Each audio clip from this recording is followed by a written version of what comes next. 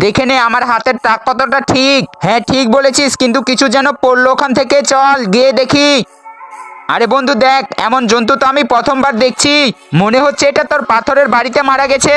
আরে বন্ধু, আমি কি ইচ্ছাকৃত মেরেছি? আমার তো মনে হয় এটা মারা গেছে। তোর যদি বিশ্বাস না হয় তুই গিয়ে দেখ।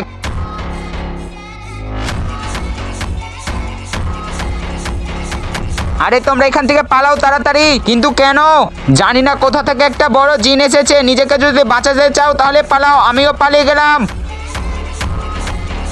আরে এই জন্তুটা তো আবার জিন্দা হয়ে যাচ্ছে, যা তাড়াতাড়ি ইট বা পাথর নিয়ে আয়।